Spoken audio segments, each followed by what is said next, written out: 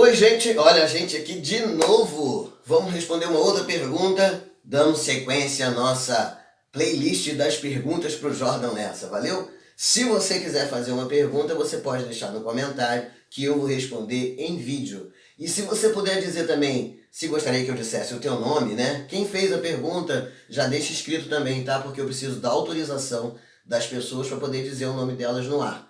Por isso que eu estou fazendo as perguntas, mas não estou dizendo o nome das pessoas que perguntaram.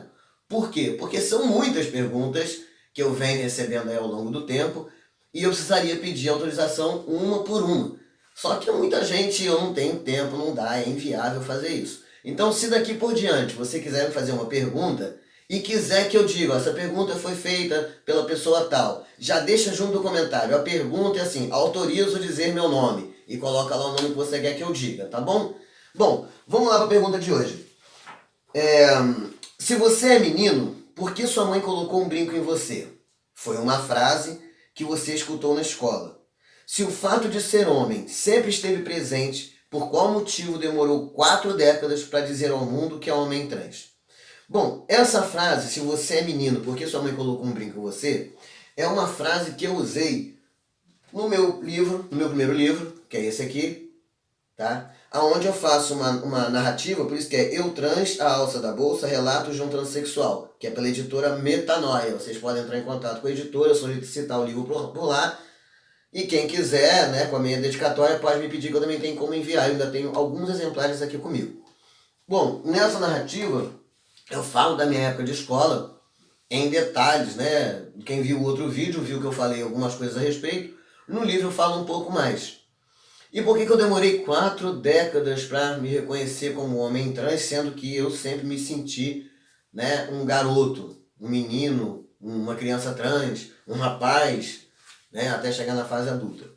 É muito simples, porque na minha época a gente não tinha essa facilidade de informação que se tem hoje, né? Eu sempre tive uma vida, apesar de ter vindo de uma família, à época, classe média alta. Eu costumo dizer que eu nasci em berço de ouro, mas dormi pouco tempo nele, né? Eu tive uma vida que eu tinha que trabalhar para comer. Eu não tive uma vida de privilégios, eu tive uma vida de muita luta, né? Vocês vão saber mais coisas sobre a minha história. Eu vivi em situação de rua, né? Eu pedia comida nos restaurantes, eu tomava banho no posto de gasolina, enfim.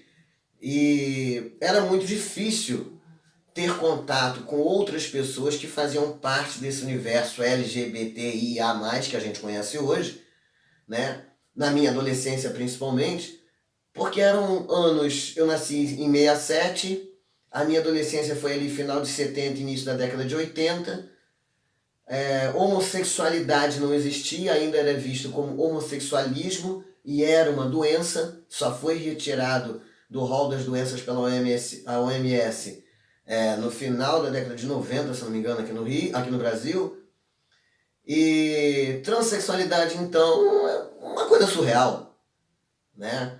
Até hoje é complicado. Eu tenho certeza que você que está me assistindo, muitos de vocês que estão me assistindo, não faziam ideia desse universo de transexuais, das pessoas transgênero, que eu gosto de dizer pessoas transgênero, que é uma expressão guarda-chuva e abarca toda essa diversidade. Eu, aos 46 anos, também não sabia, né? Então, por isso, eu sabia que eu era diferente, mas eu não sabia por quê. Eu sabia que eu era diferente, mas não sabia como. Eu não tinha essa possibilidade, sabe? Aquela coisa de você sabe que tem algo em você que não é igual ao outro. Eu nunca me senti mulher, né? Eu nunca almejei casar, ter filhos, e eu nunca tive esses sonhos. Eu, quando criança, eu gostava de tênis, de calça comprida, de chute, de jogar bola. Não que isso seja um marcador, porque tem muita mulher que gosta, não tem nada a ver uma coisa com a outra.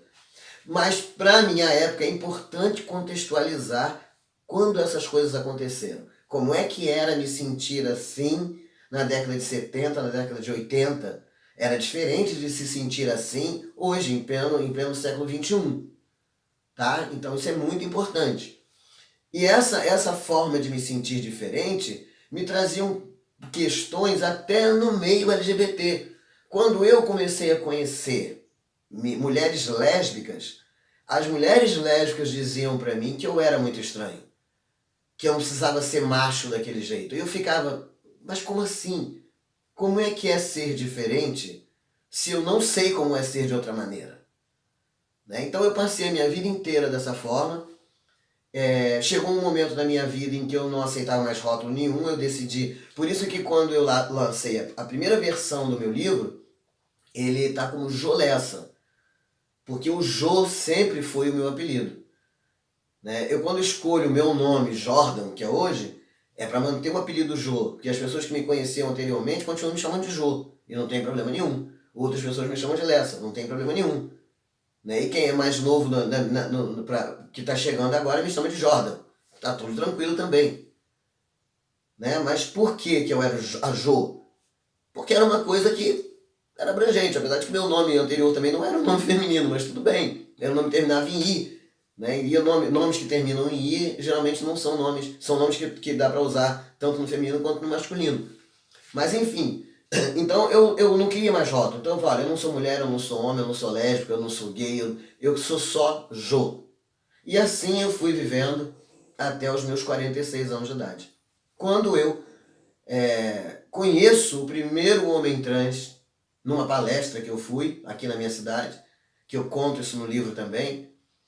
Na primeira palestra que eu assisti de um homem trans, quando ele narra sobre a vida dele, e aí eu me reconheço na história dele. Porque o ser humano é assim, né? Você precisa do outro, você se vê no outro. É uma questão completamente diferente, mas para que vocês tenham uma ideia. Né? O racismo é uma coisa tão ruim que eu fico imaginando como é uma pessoa negra chegar num ambiente e ver e só olhar à sua volta e só ver pessoas brancas.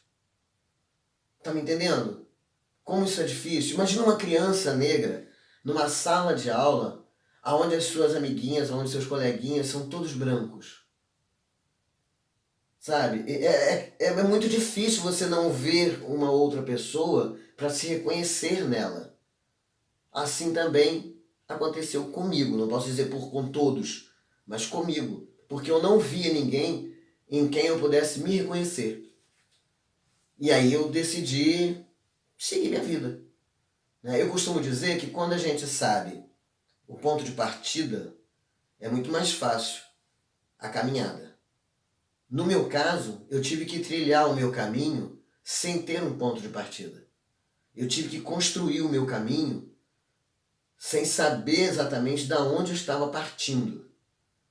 Dá muito mais trabalho, né? Mas eu cheguei até aqui. Então é isso, a resposta para ter demorado 4 décadas para me reconhecer como homem trans era a falta de informação, a falta do reconhecimento no outro, né?